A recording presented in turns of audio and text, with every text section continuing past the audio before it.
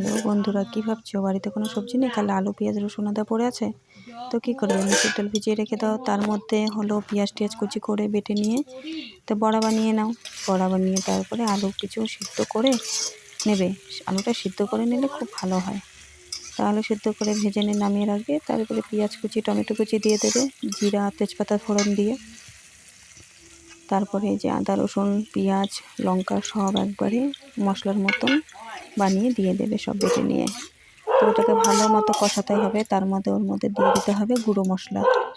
গুঁড়ো মশলার মধ্যে দিলে তুমি লঙ্কার গুঁড়ো, তো সামান্য পরিমাণে লঙ্কা বেটে দিয়েছি, তাই সামান্য পরিমাণে লঙ্কার গুঁড়ো দিলাম। আর এই জিরের গুঁড়ো দেব, এই সামান্য পরিমাণে জিরের গুঁড়ো। তো এর মধ্যে দিয়ে আর লবণ হলুদটা দিতে ভুলবে না কিন্তু। তো লবণ হলুদটা আমি আগেই দিয়ে দিয়েছিলাম, তো তোমাদেরকে দেখাতে ভুলে গেছিলাম। তো লবণ হলুদ দিয়ে ভালোভাবে তেল যতক্ষণ না বেরোয় ততক্ষণ ওটাকে কষাতে হবে। তো কষিয়ে নিয়ে তারপরে ভালো করে তেল যতক্ষণ না বেরোয় এটাকে ভালো করে কষিয়ে নাও। কষিয়ে নিয়ে এবার এর মধ্যে হলো তুমি ঢাকা দিয়ে দিয়ে ভালো করে কষাও। এর মধ্যে আবার আলুটাকেও দিয়ে দিবে। দেখো মোটামুটি এর মধ্যে তেল বেরিয়ে গেছে। এখন এর মধ্যে আলুটুকু দিয়ে আবার সামান্য পরিমাণে একটু জল দিয়ে ভালো করে এটাকে আবার মশলার মধ্যে কষাতে হবে। তো আলুটাকে কষিয়ে নাও।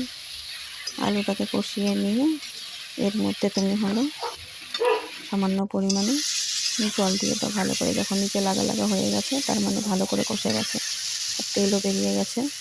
এখন এর মধ্যে হালকা জল দিয়ে দাও। তো জল দিয়ে এটাকে ফুটতে থাকুক। ফুটতে ফুটতে এই যে দেখো বড়াগুলো বানিয়ে রেখেছিলাম, তো এই বড়াগুলো ছেড়ে দিলাম। তো এখন এটাকে ভালোভাবে ফুটতে দাও।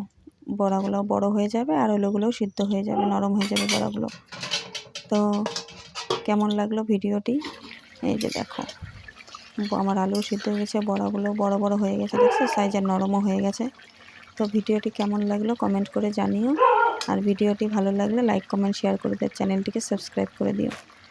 আর এই যে ঘরে কিছু না থাকলে তো বুঝলে তো কী করতে হবে।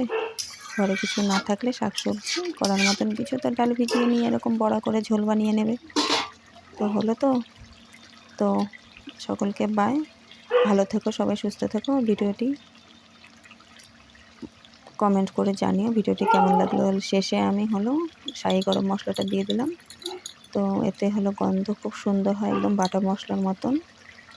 তো হয়ে গেল আমার বড়ার ঝোল, আজকে রাত্রের ডিনার। তো সকলকে বাই, গুড নাইট, সবাই ভালো থেকো সুস্থ থেকো।